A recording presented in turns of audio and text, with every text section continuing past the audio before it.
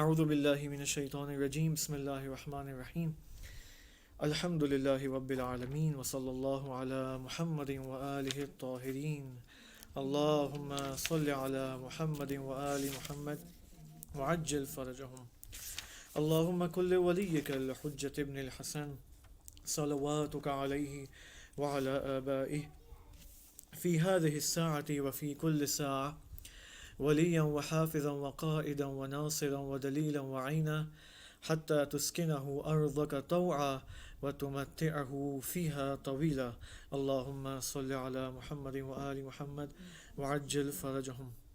انشاءاللہ آج ہمارا آخری سیشن ہے حضرت آدم علیہ السلام کی زندگی، ان کی سیرت کے بارے میں، اور ان کی زندگی اور سیرت میں جو اہم ترین بنیادی نکات تھے، یعنی انسان شناسی، recognition of the self, recognition of the human being. اس حوالے سے ہمارا آج آخری سیشن ہے جو کہ 24th سیشن ہے۔ 24 سیشنز کے اندر الحمدللہ خدا نے ہمیں توفیق دی ماہ رمضان کے اندر، اور اسپیشلی میں مہدی بھائی اور مس زہرا کا بھی شکریہ ادا کروں گا کہ انہوں نے ساتھ دیا ان 24 سیشنز کے اندر۔ اگر یہ نہ ہوتے تو شاید میں اور کیمرہ ہوتا، بس ہم دونوں ہوتے اور یہ دونوں نہ ہوتے تو انشاءاللہ اب شکریہ کی جو سیریمنی ہوگی وہ آخر میں کریں گے، لیکن ہم اب آخری نکات کچھ اس زندگی سے بیان کریں گے جو کہ میرے خیال میں بہت ہی بنیادی نکات ہیں، کیونکہ ہم اس وقت حضرت شیث علیہ السلام جو کہ حضرت آدم علیہ السلام کے جانشین ہیں، وصی ہیں، ان کی زندگی میں پہنچے تھے، اور کچھ نکات حضرت شیث علیہ السلام کے حوالے سے دیکھیں گے، اور کچھ ایک دو اور وصیتیں ہیں جو حضرت آدم علیہ السلام نے حضرت شیث کو کی، اور حضرت شیث کا دیدار، ان کی میٹنگ حضرت جبرائیل کے ساتھ، وہ بھی دیکھتے ہیں۔ دیکھیں پہلا نقطہ اول یہ ہے کہ اب وہ میں نے واقعہ آپ کو سنایا تھا کہ کس طرح حضرت شیث علیہ السلام کی ملاقات حضرت جبرائیل کے ساتھ ہوئی۔ وہ اس طرح سے تھی کہ دیکھیں جب حضرت آدم علیہ السلام اپنے اواخر زندگی کے آخری ایام گزار رہے تھے، تو انہوں نے شیث علیہ السلام کو بھیجا کہ تم جاؤ جنت سے میرے لیے فلاں پھل لے کر آؤ تاکہ میں اس کو تناول کر سکوں۔ اب اس راستے میں آپ دیکھیں جب شیث علیہ السلام اس حرکت میں تھے جنت کی جانب، تو وہاں پر کچھ ملائکہ کے ان کے لیڈر حضرت جبرائیل علیہ السلام تھے، حضرت شیث کی ان سے ملاقات ہوتی ہے، اور وہاں پر جب جبرائیل علیہ السلام سے ملاقات کرتے ہیں تو جبرائیل ان کو آگاہ کرتے ہیں کہ اے شیث، تمہارے والد یعنی نبی خلیفہ اول جانے والے ہیں دنیا سے، اور تم خدا کے حکم کے مطابق کیا ہو، ان کے وصی اور جانشین ہو۔ اگر آپ نے نوٹ کیا ہو نا، یہاں پر آپ دیکھیں حضرت شیث کی نبوت کا آغاز کیسے ہوتا ہے؟ جبرائیل علیہ السلام اور ملائکہ کے ساتھ ارتباط قائم ہونے کے بعد جب ملاقات ہوتی نا حضرت شیث کی ملائکہ سے، اس ملاقات سے حضرت شیث کی نبوت کا آغاز ہوتا ہے۔ بلاخر یہ نظام الہی کا قانون ہے بلاخر کہ اس کی وجہ یہ ہے کہ آپ دیکھیں جب دیکھیں شیث علیہ السلام، اب یہ ایک میں آپ کو بات بتا دوں کیوں ایسا ہے کہ بلاخر کیونکہ جو نبی ہوتا ہے نا اس کا کام ہی یہی ہے، اس کے وجود میں یہ چیز رکھی جاتی ہے کہ اس کا تعلق عالم غیب سے ہوتا ہے۔ جب تک اس کا تعلق عالم غیب سے نہ ہو وہ نبی نہیں بن سکتا، ٹھیک ہے؟ اور عالم غیب سے تعلق کا ایک بہت اہم مصداق اور اگزامپل ملائکۃ اللہ سے ارتباط ہے، ٹھیک ہے؟ کہ اس کے بعد خدا انسان کو نبی بناتا ہے بلاخر۔ البتہ ہم تو نبی نہیں بن سکتے، ٹھیک ہے، لیکن ہم اولیاء خدا بن سکتے ہیں اگر ہم چاہیں تو۔ اچھا، اب جب شیث علیہ السلام نے ان سے ملاقات کی تو شیث نے پوچھا کہ آپ کون ہو؟ تو جبرائیل علیہ السلام نے اپنے آپ کو انٹروڈیوس کرا کہ میں جبرائیل ہوں، رئیس ملائکہ۔ اور اس سے پہلے پتہ چلتا ہے، دیکھیں اس شیث کے اس سوال سے کہ آپ کون ہو، اس سے کیا پتہ چلتا ہے کہ اس سے پہلے کوئی ملاقات نہیں ہوئی ہے، یہ پہلی ملاقات تھی، ٹھیک ہے نا؟ جبرائیل علیہ السلام نے جواب میں فرمایا کہ میں ملک اعظم الہی ہوں۔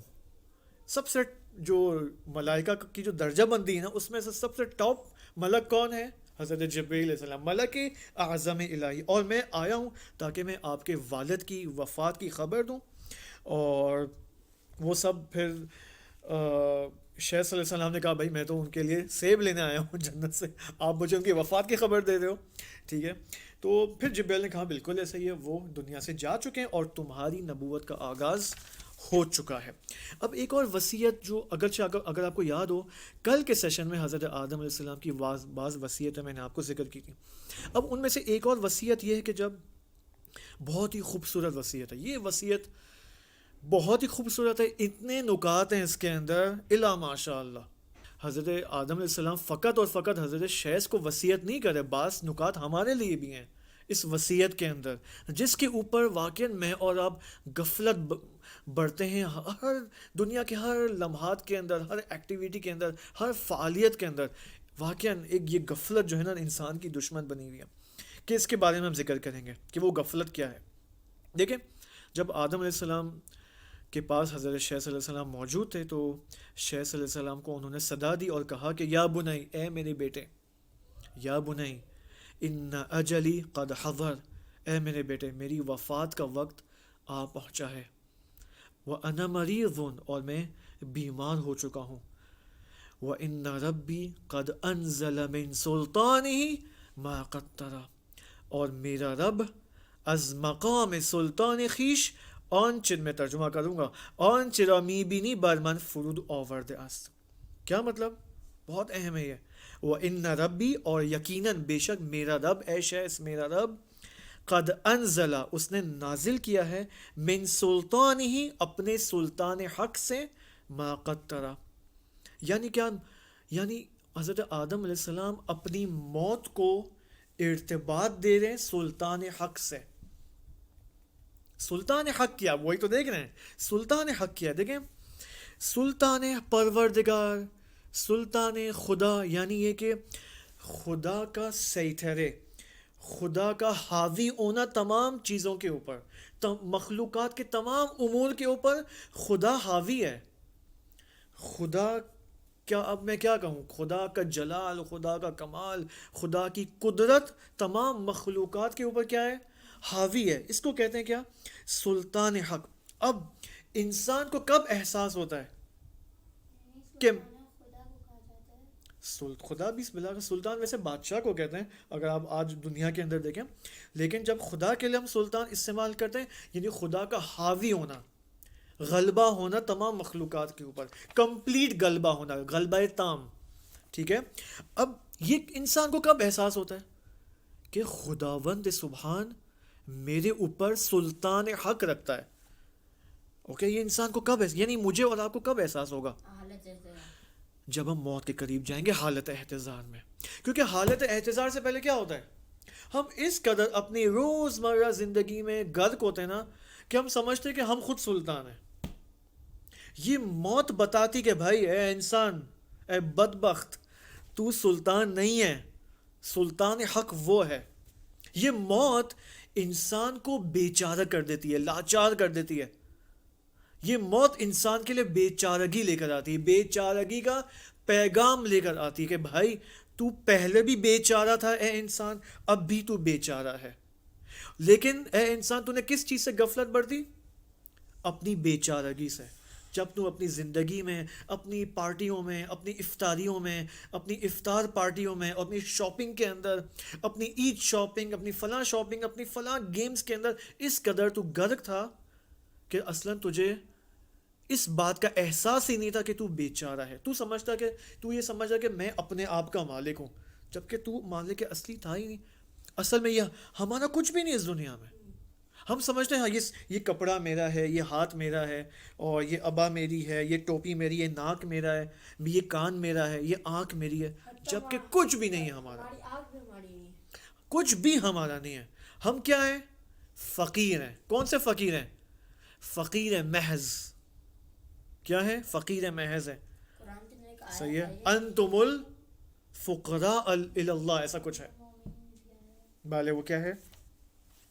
کیا تھا امیر المومنین علیہ السلام کا؟ ہاں، وَأَنَا الْفَقِيرُ أَنْتَ الْغَنِيُّ وَأَنَا، یہ ماہر مناجات ہے امام علی میں سے کہ انت قرآن میں بھی آیا ہے. بالکل جی. قرآن میں بھی آیا تھا یہ کہ تم انسان پر غرور کیوں کرتے ہو तुम लोग एक मक्खी नहीं बना सकते, तुम लोग अपने ऊपर इतना अब ये देखें, एक छोटा सा वायरस, कोरोना वायरस, इतना सा छोटा वायरस, इसने इंसान को क्या किया। आप नमरूद की मिसाल देखें, नमरूद कैसे तबाह हुआ, एक मक्खी की वजह से। सही है, सही है, एक मक्खी, जहरीली मक्खी, वो नमरूद के वजूद के अंदर गई, शायद उसके नाक के ज़रिए या पता नहीं कैसे, और उसकी मौत उसी से हुई है। सही है, ये हज़रत इब्राहिम की अगर आपने फिल्म भी देखी हो ना, उसमें ये सीन दिखाया है बहुत। अब कब इन पस नतीजा, कब खुदा का ज़ुहूर, उसके सुल्तान का ज़ुहूर कब होता है, जब इंसान मौत के हालत में वारिद होता है, हालत एहतिसाल में जाता है, तब इंसान को एहसास होता है कि यार मैं तो कुछ भी नहीं था, मैं तो अपने आप को क्या क्या नहीं समझ रहा था। ओके, जब आदम अलैहिस्सलाम ने, देखें अब ये खूबसूरत ताबीर नहीं आदम अलैहिस्सलाम की, वक़द अनज़ल मिन सुल्तानिही मा क़द्दरा, ऐ शैस जिस तरह तुम खुद मुशाहिदा कर रहे हो, खुदा का सुल्तान हक मेरे ऊपर नाजिल हो गया है, यानी मैं मुशाहिदा कर रहा हूँ खुदा की कुदरत ताम, सुल्तान ताम, सल्तनत ताम, मैं अपने वजूद के ऊपर मुशाहिदा कर रहा हूँ। और एक और नतीजा बहुत खूबसूरत है, वो क्या, कि मौत से पता चलता है कि खुदावंद सुबहान मौजूद है इस दुनिया के अंदर, इस जहान हस्ती में। मौत से पता चलता है कि कोई कुदरत बाला है इस आलम हस्ती में जो सल्तनत कर रही है। यानी मौत हालत एहतिजाल में जब इंसान बेचारगी का एहसास करता है तो वहाँ पर खुदा का वजूद साबित हो जाता है। सही है ना। अच्छा, इसी वजह से उलमा फरमाते कि मौत की तरफ दो निगाहें हैं। क्या हैं? दो निगाहें। जब एक मोमिन इंसान मौत को देखता है तो वो कैसे देखता है?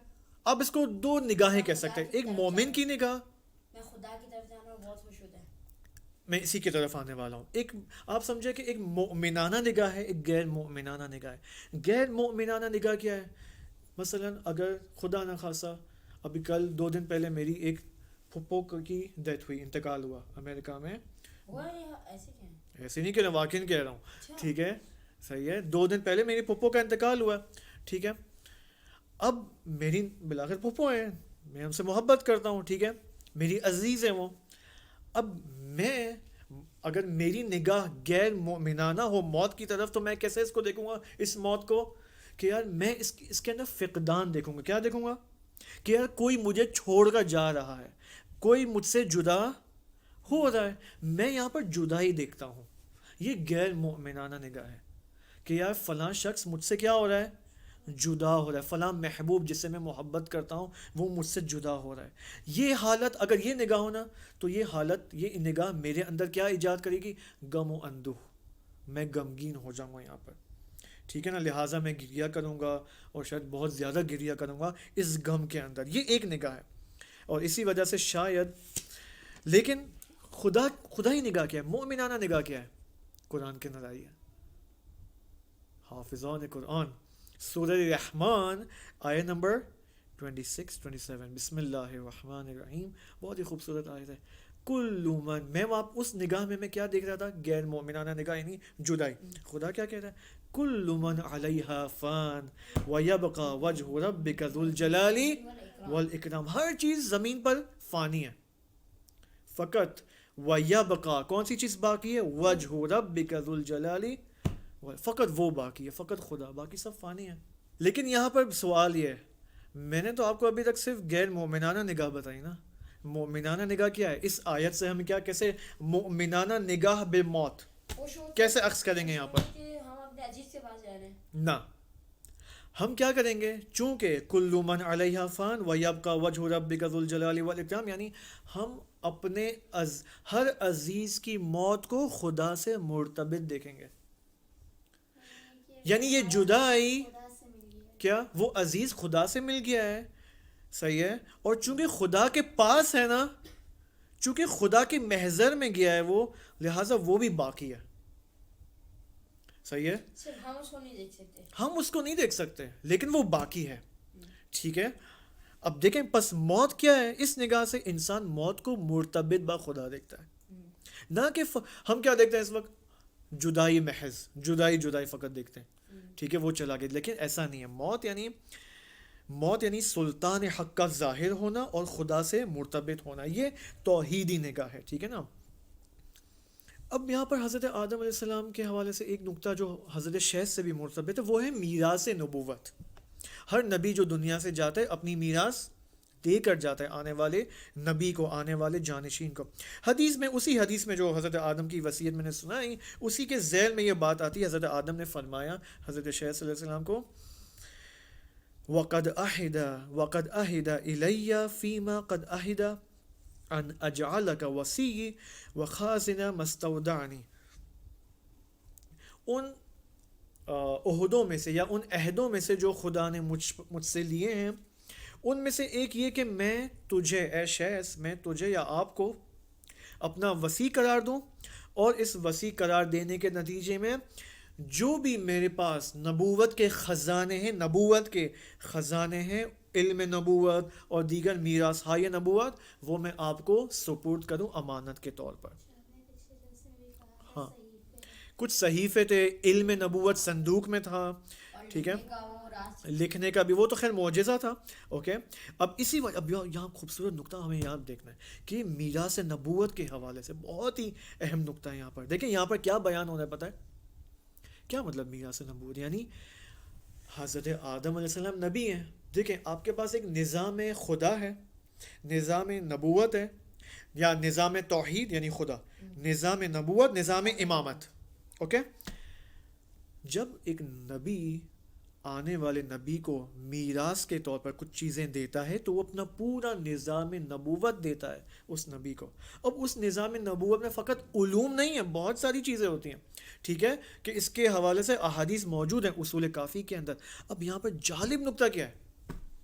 جالب نقطہ زیارت جامعہ کبیرہ میں اہل البیت علیہ السلام کے حوالے سے. اب یہاں سے ہمیں اہل البیت کا مقام پتہ چلتا ہے. کیا مطلب؟ زیارت جامعہ کبیرہ میں یہ بات آئی، ہم جب سلام پیش کرتے تمام ائمہ کو، کیا فرماتے ہیں؟ السلام علیکہ یا اہل بیت النبوہ، سلام ہو اہل بیت نبوت پر. کیا مطلب؟ یعنی یہ نہیں کہہ رہے السلام علیکہ یا اہل بیت النبی، نبی اکرم کے اہل بیت، نہیں، یا اہل بیت نبوہ، یعنی اہل البیت، 14 معصومین، ان سب ہستیوں کے پاس تمام انبیاءوں کی کیا ہے؟ میراث نبوت ہے. عجیب نہیں ہے؟ یہ وہ ہستیاں ہیں بھائی جو خدا نے ہمیں عطا کی ہیں، اور ہم شاید ان ہستیوں سے غافل ہیں کہ خدا نے ہمیں کیا عطیہ عطا فرمایا ہے. یعنی علوم انبیاء، میراث مثلا امام زمانہ علیہ السلام کے بارے میں جب امام آئیں گے نا، ظہور کریں گے، تو امام زمانہ علیہ السلام کے وجود میں حضرت یوسف کی تمام سنتیں ہیں، حضرت موسیٰ علیہ السلام کی تمام سنتیں ہیں، حضرت عیسیٰ علیہ السلام کی تمام سنتیں ہیں، نبی اکرم صلی اللہ علیہ وآلہ وسلم اور دیگر تمام انبیاء کی تمام سنتیں موجود ہیں. سنت موسوی، سنت عیسوی، سنت یوسفی اور دیگر تمام سنتیں امام زمان کے وجود میں موجود ہیں. حتیٰ وہ عصا جو حضرت موسیٰ کے پاس تھا نا، وہ بھی امام زمانہ علیہ السلام کے پاس موجود ہے. ہاں، سنت سلیمان، ہاں، انگوٹھی. البتہ وہ آپ نے مجھ سے سنا تھا نا، یاد ہے آپ کو؟ میں نے سنائی تھی وہ قصہ سنایا تھا. نہیں سنایا تھا میں نے انگوٹھی کا قصہ؟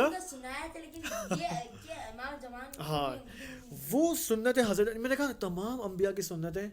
اب آپ دیکھیں خدا نے پس ہمیں کیا میراث دی ہے، ہمیں پتہ ہی نہیں ہے، اور اگر پتہ بھی چل جاتا تو اگلے دن غفلت کا شکار ہو جاتے ہیں، روٹین کی لائف میں آ جاتے ہیں. حضرت آدم علیہ السلام نے فرمایا وہ عہد جو خدا نے مجھ سے لیا، اے شیخ، میں وہ سب تجھے وراثت میں دے رہا ہوں، ٹھیک ہے. لہٰذا اب ایک اور بات جو میں نے پہلے بھی کہی تھی وہ یہ کہ خدا نے مجھ سے جو عہد لیا، یعنی کیا؟ نبوت خدا کے حکم سے کسی کو دی جاتی ہے. یعنی حضرت آدم اپنی طرف سے حضرت شیخ کو جانشین نہیں بنایا جس طرح مسٹر کابیل نے سمجھا تھا، ٹھیک ہے، اور شیطان نے اس کو بتایا تھا. یہاں پر ایک اور عجیب بات جو میراث نبوت کے حوالے سے، اب اس کو بہت اچھے سے سننا، وہ کیا ہے؟ حضرت آدم نے فرمایا وفیہ، اس وراثت میں ایک اور چیز ہے، وفیہ اثر العلم واسم اللہ الاکبر. اے شیخ میں تجھے اسم اعظم خداوند متعال دے رہا ہوں. خدا کے بہت سارے اسماء ہیں نا، ان میں سے ایک ہے اسم اعظم. اسم اعظم اللہ. اسم اعظم کیا ہے؟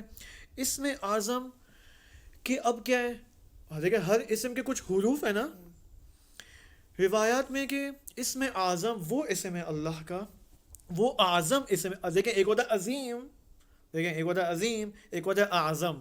اعظم بڑا ہے عظیم؟ اعظم بڑا ہے نا، عظیم تر. عظیم سے بھی عظیم اعظم ہے. اوکے، ویسے جیسے اشرف یعنی اشرف شریف سے، ہاں اوکے. انسان شریف ہے یا اشرف ہے؟ اشرف ہے. اوکے مخلوقات ہاں، شریف تر نہیں ہے، اشرف ہے. اوکے اچھی مثال دی ہے. اچھا کیا مطلب؟ دیکھیں اس میں اعظم اللہ سبحانہ و تعالیٰ کے بھی حروف ہیں روایت میں، کہ کچھ حروف کچھ نبیوں کے پاس ہیں، کچھ حروف کچھ انبیاؤں کے پاس ہیں. یعنی کیا؟ اس میں اعظم کے مراتب ہیں جو ہر نبی کو، ہر نبی کے دیکھیں ہر نبی کا اپنا درجہ کمال ہے. انسان کامل کے ہوتے ہوئے، اس درجہ کمال کے اندر رہتے ہوئے، اس کے مطابق ہر نبی کو اس میں اعظم اس کے مطابق دیا گیا ہے. ٹھیک ہے، اب اس میں اعظم ہے کیا؟ اس میں اعظم کا کام کیا ہے؟ اس سے ہمیں پتہ چلے گا کہ خلیفہ کا کیا مقام ہے. اور خدا نے ہمیں بھی خلیفہ بننے کو کہا ہے، اسی لیے تو بھیجا ہے خدا نے ہمیں. دیکھیں اس میں اعظم کیا کرتا ہے؟ اس میں اعظم یہ انسان کو چیز خلیفہ کو دیتا ہے کہ اس میں اعظم کے ذریعے خلیفہ الہی، جانشین نبی قدرت پیدا کرتا ہے. کس چیز کے اوپر قدرت پیدا کرتا ہے؟ اس اسم اعظم کے ذریعے اس کو نظام شریعت، نظام دین سونپا جاتا ہے. شریعت کو لاگو کون کرے گا؟ خلیفہ الہی. کیسے لاگو کرے گا؟ وہ ایک پورا شریعت کا نظام اس ایک معاشرے کے اندر حاکم کرے گا، ایجاد کرے گا. کیسے کرے گا؟ اس اسم اعظم کے ذریعے. البتہ یہاں پر فقط یہ نہیں کہ وہ حکومت بنائے گا اور عدالت بنائے گا اور فوج بنائے گا اور اس طرح کی، نہیں، یہ اپنی جگہ شامل ہے، وہ سب بنائے گا. خلیفہ کا کام ہی ہے یہ. لیکن خلیفہ کو اس اسم اعظم کے ذریعے یہ ذمہ داری دی گئی ہے کہ قوانین الہی کو تم اجرا کرو اور لوگوں تک پہنچاؤ اور اس کو اجرا کرو. فقط یہاں تک بات نہیں ہے اس میں اعظم کے حوالے سے، بلکہ اس سے بھی بڑھ کر ہے. یعنی کیا؟ بہت اب یہ خطرناک بات ہے اور یہ خوبصورت بات ہے. خطرناک جب میں بولتا ہوں ہمیشہ منفی بات نہیں ہے، اوکے، یعنی اچھی بات ہے. وہ یہ کہ اس میں اعظم کے ذریعے پورا نظام وجود اس کے محور، اس کے گرد گھومے گا. نظام وجود یعنی پورا عالم وجود، یعنی 6 عالم وجود، پورا جہان ہستی اس خلیفہ الہی کے محور پر چلے گا، اس کے حکم پر، یعنی اس کے ارادے سے چلے گا. البتہ ارادہ کس کا؟ فوق ہے، ما فوق ہے. ارادہ کون ہے؟ خداوند سبحان. کون ہے؟ خدا کا ارادہ قوی ہے یا اس کا خلیفہ کا؟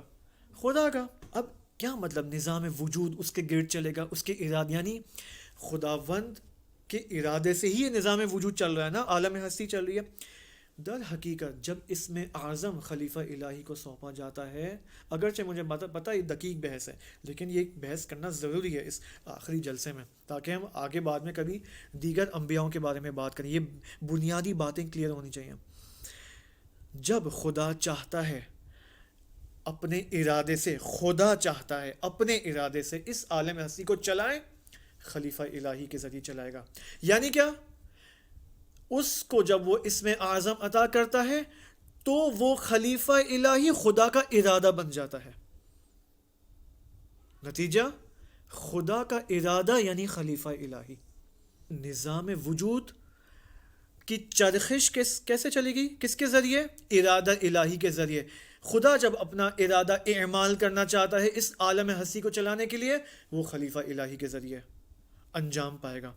تو بس اس میں اعظم کے ذریعے خلیفہ الہی اس پورے نظام وجود کو چلائے گا، اور نتیجہ اس نظام وجود اور عالم ہستی کی بقا خلیفہ الہی کے ہونے کی وجہ سے. اسی وجہ سے لابد ضروری ہے کہ از اول عالم تا روز قیامت خلیفہ الہی اس زمین پر موجود ہونا چاہیے، زندہ، چاہے حاضر ہو چاہے غائب ہو، لیکن ہونا چاہیے.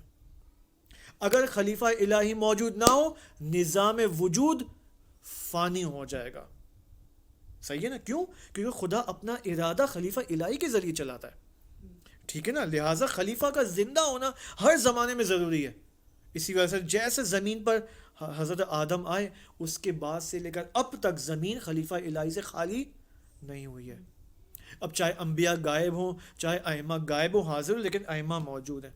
اب اس کے بارے میں ایک بہت خوبصورت واقعہ بھی ہے وہ میں سنانا چاہ رہا تھا لیکن نہیں بھی دوں. مجھے کچھ اس کی باتیں یاد نہیں آ رہی اس قصے کی. ٹھیک ہے نا؟ سنا دوں کچھ چیزیں یاد ہیں. سنا دیتا ہوں. بہت خوبصورت ہے. 50 سال 100 سال پہلے کا واقعہ ہے امام زمانہ کے حوالے سے. اب مجھے اس عالم کا نام یاد نہیں آنا. شاید اب مرزا شیرازی نہیں تھے لیکن کوئی اور شیرازی تھے یا اصفہانی تھے جو بھی ہیں رحمۃ اللہ علیہ. وہ اس زمانے کے نجف کے اندر مجتہد تھے. اوکے یعنی ہر انسان ان کی طرف رجوع کرتا تھا اپنے فقہی مسائل کے لیے اپنے دیگر مسائل کے لیے. اب اس زمانے میں کیا ہوتا تھا پتہ ہے؟ زیارت کے لیے مختلف شیعہ سنی حضرات جو دنیا کے اندر ہیں وہ آتے تھے عراق کربلا نجف زیارت کے لیے. صحیح ہے نا؟ تو ایک زمانے میں کیا ہوا ایک یمن سے کیونکہ یمن میں آپ کو پتہ ہے یمن میں جو فرقہ اس وقت بھی موجود ہے نا وہ ہے زیدی شیعہ کے اندر بھی فرقے ہیں. فرقہ یعنی مختلف گروپس. ٹھیک ہے گرو. اوکے دین کے اعتبار سے مثلا ہم کون سے شیعہ ہیں اثنا عشری یعنی 12 امام کے ہم قائل ہیں. زیدی شیعہ کون ہے جو مثلا 4 امام کے قائل ہیں. ٹھیک ہے جو ابھی بھی یمن میں موجود ہیں. اس زمانے میں زیدی شیعہ کا ایک قافلہ آیا عراق میں زیارت کے لیے اور اس مجتہد سے ملاقات کی. اور اچھا مشہور یہ تھا اب اس نے یہ سنا ہوا تھا کہ بھائی نہیں اس یمنی زیدی قافلے کا جو لیڈر تھا نا قافلہ سالار تھا نا اس نے یہ سنا ہوا تھا کہ بھائی یہ شیعہ تو 12 امام کے قائل ہیں اور ان کا 12واں امام اس وقت پردہ غیبت میں ہے اور زندہ بھی ہے. تو یہ کیسے ہو سکتا ہے کہ امام زندہ بھی ہے اور غیبت میں ہے حاضر کیوں نہیں ہے لوگوں کے سامنے؟ تو اس کے ذہن میں سوال آیا. تو ایک شخص نے اس کی رہنمائی کی کہ آپ ایک کام کریں ہمارے مجتہد سے ملاقات کریں ان سے آپ کو جتنے سوالات ہیں جتنے شبہات ہیں وہ آپ کے سوالات کے جوابات دے دیں گے. تو انہوں نے کہا ٹھیک ہے آپ ہماری میٹنگ فکس کروائیں ہم ملتے ہیں. تو میٹنگ فکس ہو گئی اس مجتہد کے پاس. تو وہ یمنی شیعہ جو تھا جو لیڈر تھا اس گروہ کا اس نے اپنے سوالات کیے. تو کہا کہ ایک سوال میں یہ پوچھا کہ میں نے سنا کہ آپ کا 12واں امام بھی ہوتا ہے امام مہدی. بولا جی ہاں ہوتا ہے. پھر بولا وہ زندہ ہیں؟ بولا ہاں زندہ ہیں. بولا آپ کا ان سے ارتباط ہے؟ بولا ہاں میرا ان سے رابطہ ہے بالکل ہے. بولا آپ مجھ سے کب ملوائیں گے؟ آپ مجھے بھی ملوا دیں میں ان سے کچھ سوالات پوچھنا چاہتا ہوں حل کرنا چاہتا ہوں اپنے سوالات. بولا ٹھیک ہے آپ ایک کام کریں آپ 2 دن بعد آ جائیں میں نوبت لیتا ہوں امام زمانہ سے اور آپ کی ملاقات کروا دوں گا. اب وہ جو مجتہد کے جو دوستان تھے نا وہ پریشان ہو گئے یار یہ کیا کہہ رہے ہیں اتنی بڑی بات کہہ رہے ہیں. یعنی بالکل گارنٹی اور تضمین کے ساتھ یہ ملاقات بھی فکس کروا دی انہوں نے.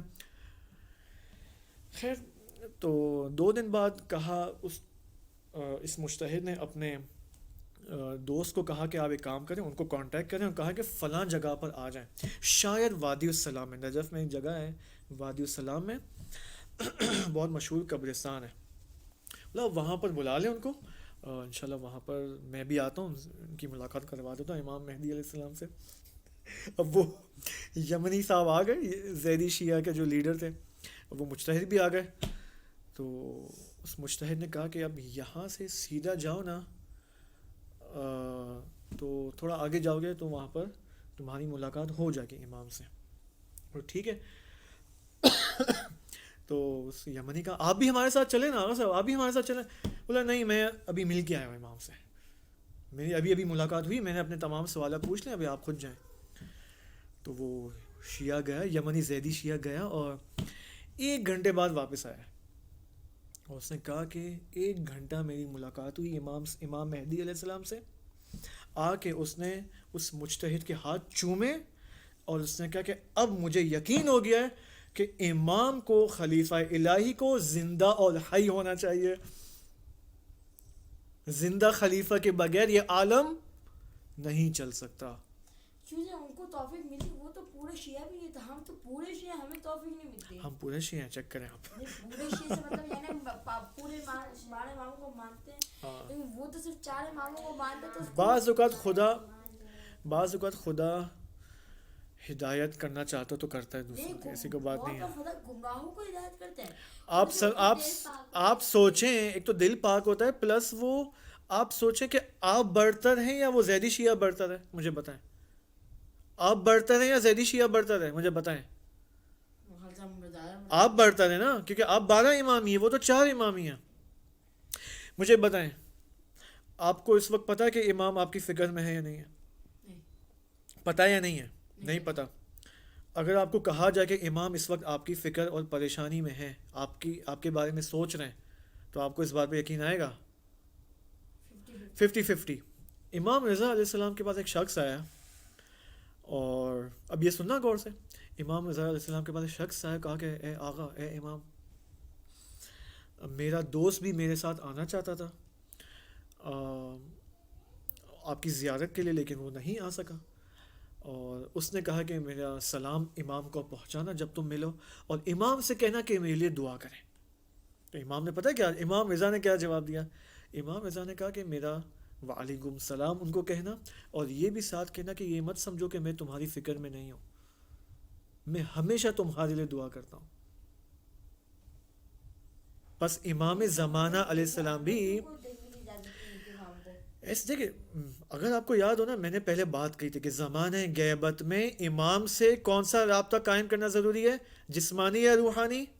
روحانی رابطہ. روحانی رابطہ قوی ہوتا ہے، جسمانی روحانی رابطہ قوی. تو انسان اگر اپنی روح کو قوی کرے اعمال صالحہ کے ذریعے، تو اس کا امام کے ساتھ رابطہ ہو جائے گا. ابھی بھی رابطہ ہے امام کا آپ کے.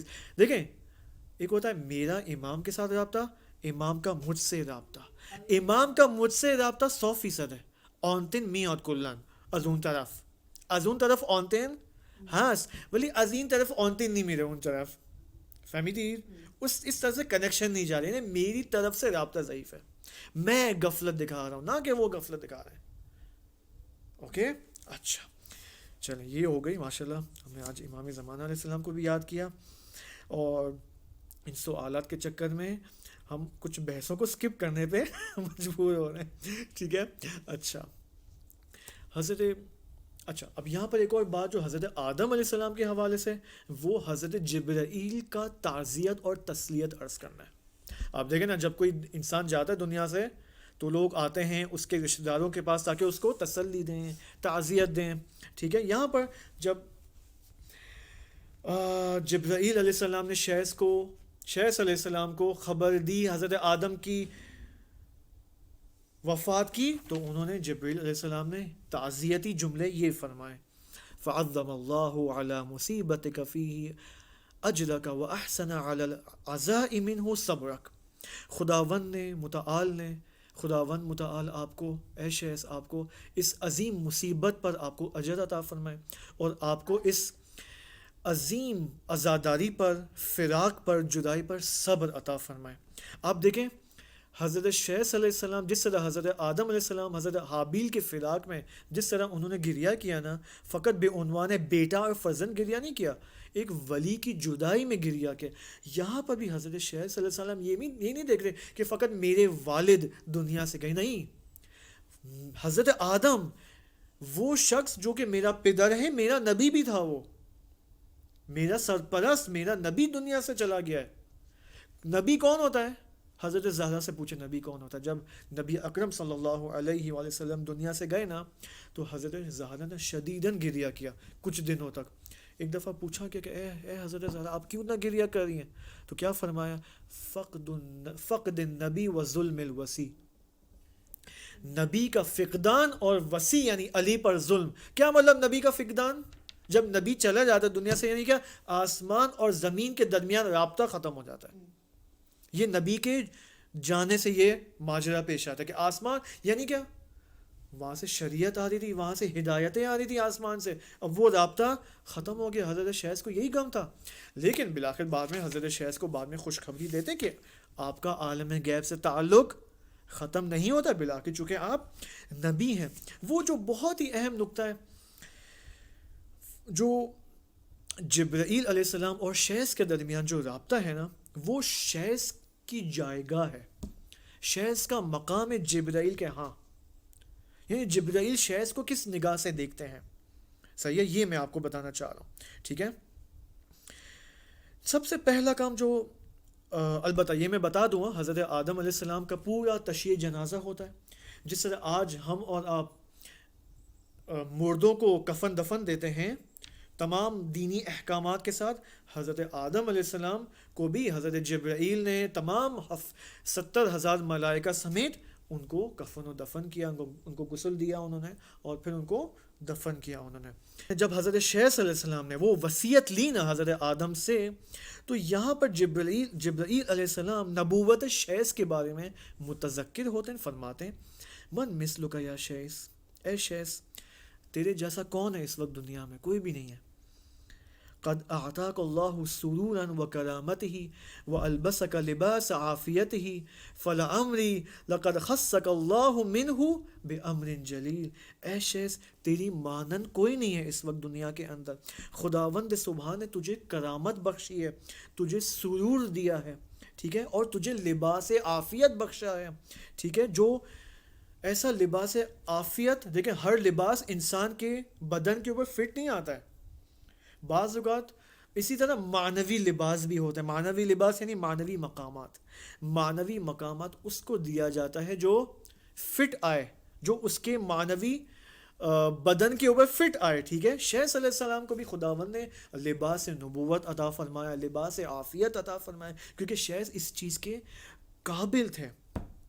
اچھا، پھر یہاں پر اب ایک اہم بات جو جبرائیل علیہ السلام شیخ کو فرماتے ہیں، اب یہ ہم سے مربوط ہے. یا شیخ، یا مہدی، یا شیخ، علم تعلم کیا تم نہیں جانتے ان اللہ تعالی لما خلق اباک آدم اوقفہ بین الملائکہ.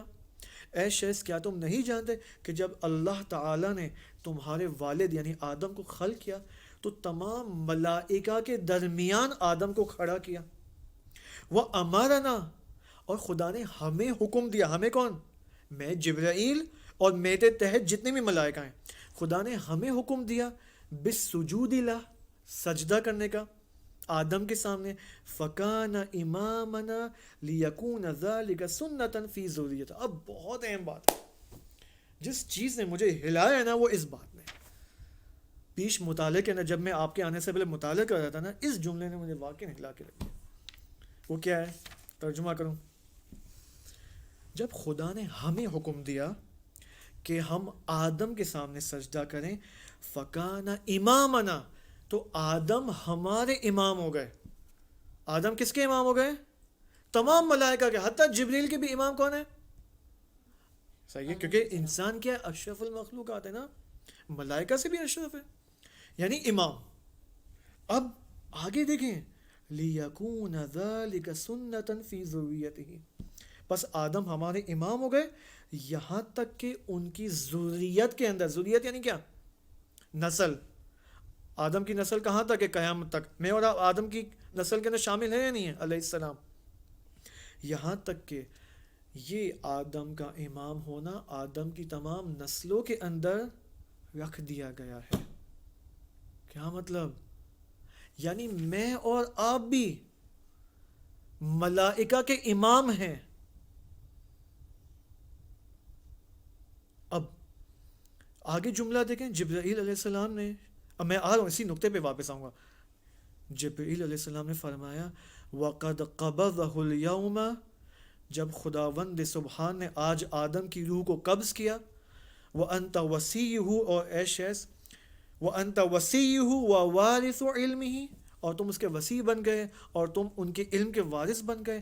وَأَنْتَ تَقُومُ مَقَامَهُ فَكَيْفَ نَتَقَدَّمُكَ وَأَنْتَ إِمَامُنَا. کیوں جبریل یہ جملہ فرما رہے ہیں، جب تجہیز ہوا نا، دیکھیں جب کفن دفن ہو جاتا ہے اس کے بعد کیا کرتے ہیں، نماز جنازہ پڑھتے ہیں. صحیح ہے. نماز جنازہ میں جب آدم علیہ السلام کی نماز جنازہ ہونے لگی نا تو جبرائیل علیہ السلام نے کہا کہ اے شیس تم ہمارے امام ہو, صحیح, تو تم آگے کھڑے ہو اور میں تمہاری اقتدا کروں گا. اقتدا یعنی میں تمہارے پیچھے نماز پڑھوں گا, ٹھیک ہے, ہے نا, میں ہو رہی ہے نا, ٹھیک ہے. تو شیس نے کہا نہیں اے جبریل آپ آگے ہیں, میں آپ کے پیچھے اقتدا کرتا ہوں. اس کے بعد پھر یہ جملہ فرمایا کہ نہیں, جب آدم کو خلق کیا اور تمام ملائکہ کے درمیان رکھا اور سجدے کرنے کا حکم دیا تو سجدے کرنے کا نتیجہ کیا ہوا کہ آدم ہم سب کے امام بن گئے, اور نتیجے میں تمام ذریہ آدم, تمام نسل آدم ہمارے امام ہیں. اور اے شیخ اس وقت تم ہمارے امام ہو, اور امام کو آگے ہونا چاہیے, اور میں جبرائیل چونکہ معموم ہوں مجھے پیچھے ہونا چاہیے. اس کے آگے پھر جبرائیل علیہ السلام نے یہ فرمایا کہ خداوند سبحان نے جب آدم کی روح کو قبض کیا پھر کیا ہوا, تو آدم خدا نے آپ کو وصیت, وصایت اور علم, نبوت سب کچھ ادا کیا. وَتُوبِ نشینی, اور اب تم آدم کی جگہ ہو, یعنی اب تم نبی ہو. پھر کیا ہوا فَكَيْفَ نَتَقَدَّمُكَ وَأَنْتَ إِمَامُنَا, تو میں کیسے آپ کے آگے آ جاؤں اس حال میں کہ آپ میرے امام ہیں. آپ دیکھیں جبرائیل علیہ السلام تسلیم ہے, تسلیم محض ہے آدم کے سامنے, شیز کے سامنے.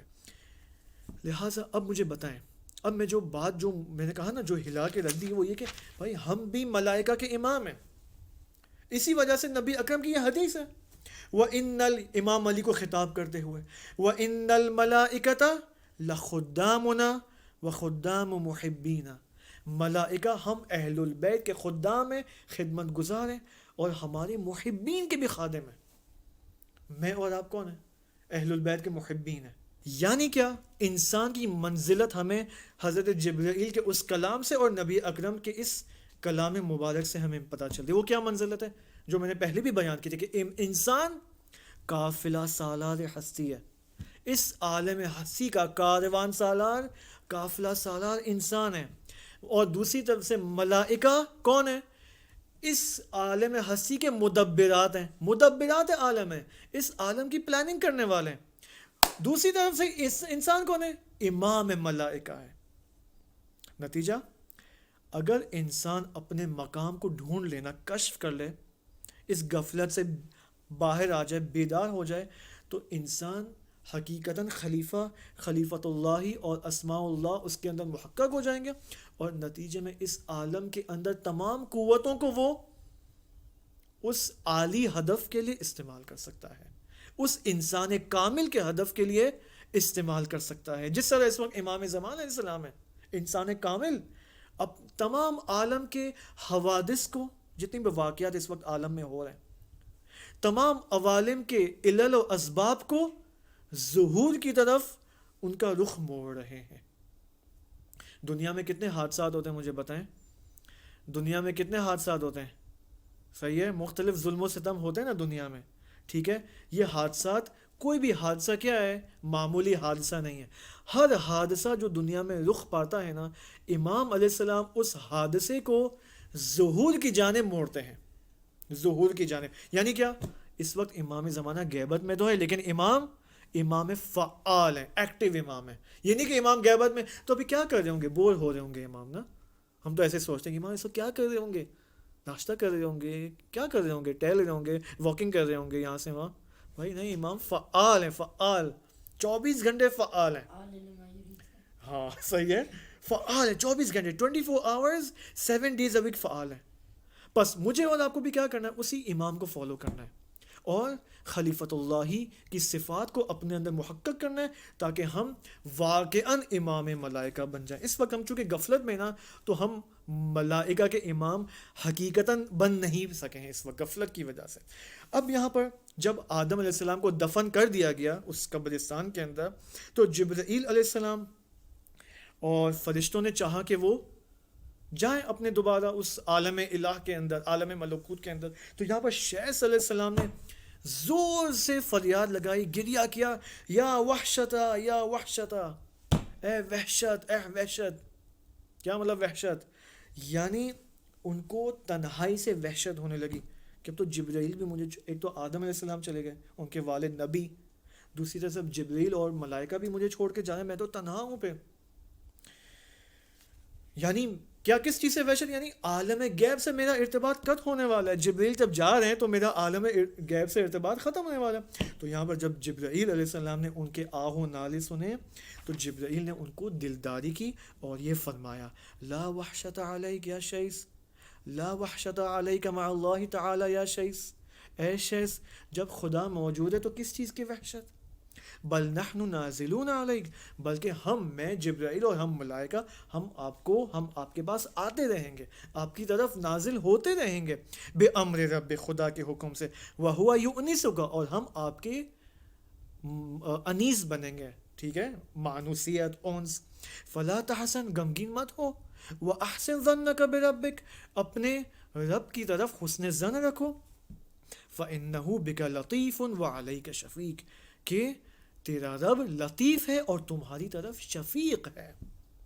یہاں پر اس کے بعد جب یہ ماجرہ سب ختم ہوا پھر وہ درد سر واپس آ جاتا. کون؟ مسٹر قابیل واپس آ جاتے ہیں یہاں پر. قابیل جب جبرائیل گئے نا تو قابیل پتہ ہے چونکہ آدم علیہ السلام جب تک زندہ تھے نا تو قابیل آدم سے چھپتے تھے، کبھی پہاڑوں میں جاتے تھے، وہ ڈرتے تھے آدم سے. قابیل آدم سے ڈرتا تھا.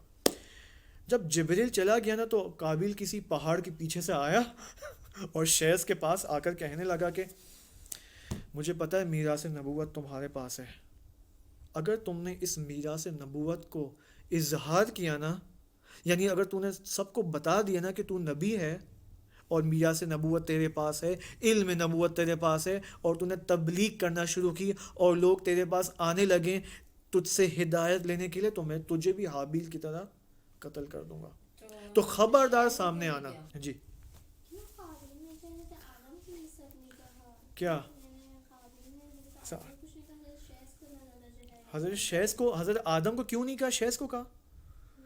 کیونکہ حضرت آدم علیہ السلام نے بالآخر اس نبوت کا آغاز کر لیا تھا جب زمین پر یہ نہیں کہ زمین پر آنے کے اگلے دن قابیل تو تھا نہیں، پیدا نہیں ہوا تھا، ایسا ایسا بچے پیدا ہوئے، حابیل قابیل بڑے ہوئے، جب تک آدم علیہ السلام نے اپنی نبوت کا آغاز کر چکے تھے وہ. کیونکہ اس واقعے کے بعد، قربانی کے واقعے کے بعد بالآخر اس کو خطرہ محسوس ہوتا تھا آدم علیہ السلام، کیونکہ قابیل نے کیا حرکت کی تھی؟ حابیل کو قتل کیا تھا.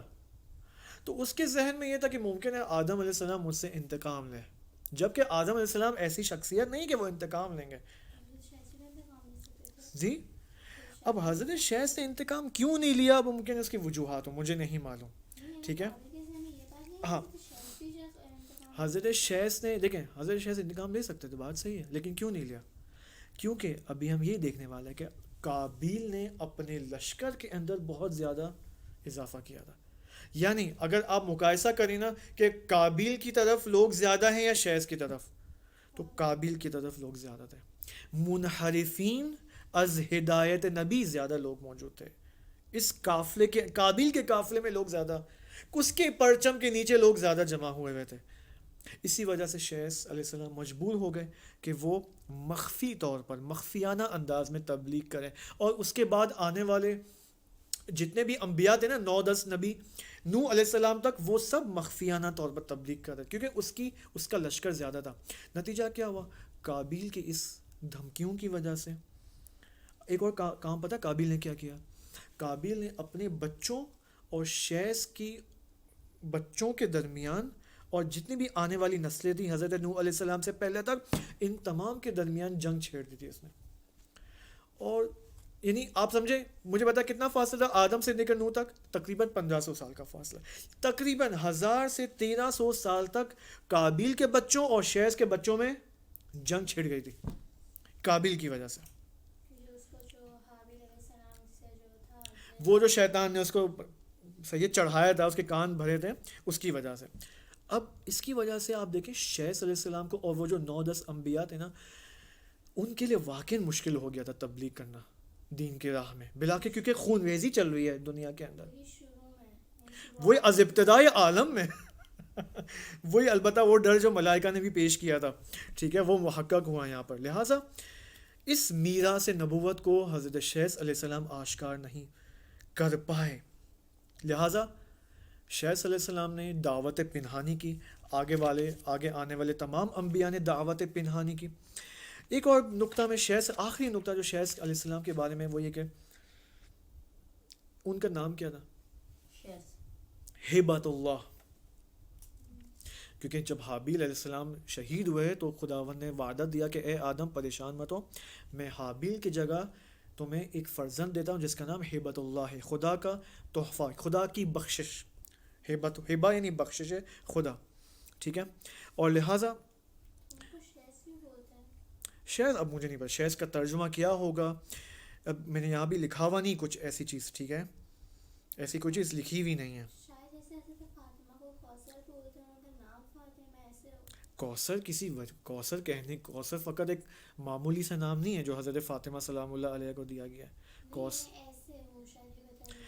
پاسبل ہے. اب دیکھیں ہبۃ اللہ سے تو یہاں سمجھ میں آ رہا ہے ہبۃ اللہ کیوں کہتے ہیں. حضرت حابیل کے بجائے اب بخشش، عطیہ الہی، ٹھیک ہے نا. یہاں پر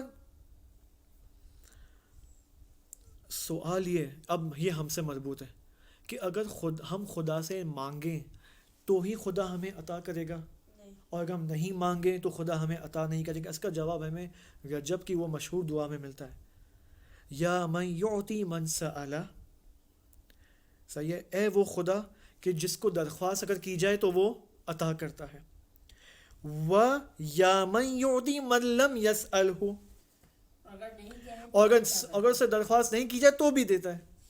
صحیح ہے نا. تو آپ دیکھیں یہاں پر خداوند سبحان نے حضرت آدم کو بغیر اس کے کہ حضرت آدم نے درخواست کی خدا نے عطیہ کیا، بخشش دی.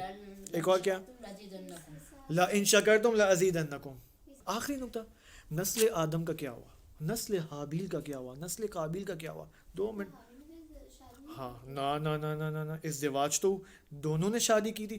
حابیل کی بھی میں نے کہا تھا نا کہ حابیل اور قابیل کی لڑائی، صحیح ہے، بعض علماء کہتے ہیں ان کے شادی کے اندر جھگڑا ہوا تھا، ٹھیک ہے، اور بعض اوقات ایک نظریہ کیا تھا، ولایت کیا مسئلہ تھا.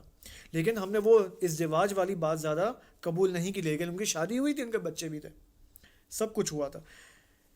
فرزند حابیل اور فرزند شیس، یعنی آپ سمجھے کہ اب مجھے یہاں پر فرزند لکھا ہوا ہے، آپ سمجھے کہ حابیل کی لڑکی اور شیس کے لڑکے نے آپس میں شادی کی، یا برعکس ہے، شیس کی لڑکی اور حابیل کے لڑکے نے آپس میں ان کی شادی ہوئی، ٹھیک ہے. اور جتنے بھی انسان بعد میں وجود میں آئے نا وہ ان کی نسلوں سے وجود میں آئے. لیکن قابیل، اس کے فرزندان بھی بالآخر وجود میں آئے، وہ اس نے بھی شادی کی تھی، لیکن اس کے بچے کیا تھے، اہل دشمن تھے، اہل دشمن شیس. یعنی اس کے بچے، قابیل کے بچے شیس کے بچوں اور حابیل کے بچوں کے دشمن تھے. لہٰذا ان کے درمیان دائماً لڑائی تھی، ٹھیک ہے نا. آپ یوں سمجھیں جتنے بھی 2 قسم کے امام ہیں قرآن کے اندر ذکر کیے، ایک وہ ہے جو ہمارے ائمہ معصومین ہیں، صحیح ہے، ایک وہ جو امام النار ہے، جہنم کے امام ہیں، امام السوء ہیں، امام اشقیاء ہیں. اوکے، یہ جو امام اشقیاء یا ائمہ اشقیاء ہیں یہ قابیل کی نسل سے ہیں. اشقیاء اور اشقیاء کے جتنے بھی لیڈرز ہیں، اوکے، بنیں گے، یعنی پیدا ہوئیں گے، کچھ پیدا ہوئے ہیں، کچھ پیدا، ان کی نسل چلتی آ رہی، ٹھیک ہے. تو وہ کیا ہے، امام الاشقیاء کی نسل وہاں سے، اوکے. لہٰذا ہم یہاں پر حضرت آدم علیہ السلام کے اس خوبصورت موضوع کو ختم کرتے ہیں. اگرچہ بہت سارے نکات اور بھی باقی تھے، لیکن ہم نے ان 24 جلسوں کے اندر کچھ اکثر بیسک نکات بیان کر دیے. انشاءاللہ حضرت آدم علیہ السلام، بی بی حوا سلام اللہ علیہ، حضرت شیس علیہ السلام اور حضرت حابیل علیہ السلام، ہم سب کے لیے دعا کریں گے. اور میں آپ کو یہ ایک خطرے کی گھنٹی بتا رہا ہوں، ایک میں خطرہ بتا رہا ہوں آپ کو جو ہم سب کو پیش آ سکتا ہے کل سے. وہ یہ کہ ان 24 سیشنز میں ہم نے کیا کیا ہے، ان 24 سیشنز میں ہم نے علمی مباحثہ کیا ہے، ٹھیک ہے. ایسا تو نہیں تھا کہ صرف میں بول رہا تھا اور آپ سن رہے تھے، ٹھیک ہے، نہیں، آپ بھی بول رہے تھے، آپ کے بھی سوالات تھے اور میں جواب دے رہا تھا. تو ایک 2 طرفہ ڈسکشن تھی ہماری. بالآخر ہم نے الحمدللہ ماہ رمضان میں جو ایک افضل عمل کیا، علم حاصل کرنا، وہ خدا نے ہمیں توفیق دی.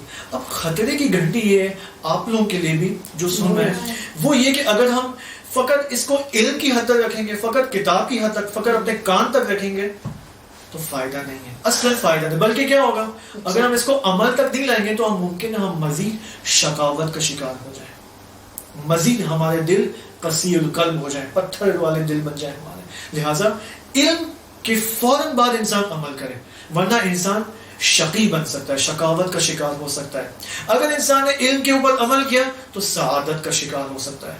لہٰذا ہم کوشش کریں کہ انسان شناسی کو، ہم اپنے آپ کو پہچاننے کی کوشش کریں. ہم نے امام علی علیہ السلام کی اس حدیث سے اس سیشنز کا آغاز کیا تھا کہ رحم اللہ امرأ علم من این وفی این والی این، اور ان 3 سوالات کے کون سا ہم نے جواب دیا ہے؟ ان للہ و انا الیہ راجعون. من این کا جواب دیا ہے کہ انسان کہاں، یعنی ان 24 سیشنز کے اندر ہم نے یہ دیکھنے کی کوشش کی ہے کہ من این یعنی ہم کہاں سے آئے. اب ہمیں آگے یہ دیکھنا ہے فی این ہم کہاں پر ہیں، اور الی این ہمیں کہاں جانا ہے. نہ صرف کہ کہاں جانا ہے بلکہ کیسے جانا ہے. یہاں سے ٹاپک شروع ہوتا ہے تزکیہ نفس کا، جہاد اکبر کا، جس کو ہم جہاد اکبر کہتے ہیں، تزکیہ نفس. اب تزکیہ نفس کیا ہے؟ اپنے وجود میں اخلاقی فضائل کو ایجاد کرنا اور برائیوں کو اور رذیلتوں کو، نجاستوں کو، پلیدیوں کو ختم کرنا، اس کو کہتا ہے تزکیہ نفس. انشاءاللہ خدا ہمیں توفیق دے. اور انشاءاللہ آپ کا بھی شکریہ، آپ کا بھی شکریہ، آپ کا بھی شکریہ، اور آپ کا بھی شکریہ ٹھیک ہے، اور ملائکۃ اللہ کا بھی شکریہ جنہوں نے ہمیں ہماری امداد کی، ہماری خدمت کی، اور انشاءاللہ ہم ان سے دعاؤں کے طلبگار ہیں. والسلام علیکم. البتہ ممکن ہے اگلی سیریز ہم کریں سیرت تربیت انبیاء حضرت ادریس علیہ السلام کے ساتھ، لیکن ممکن ہے ان دونوں کے ساتھ نہ کریں، صرف میں اور آپ ہوں گے. السلام علیکم ورحمۃ اللہ وبرکاتہ.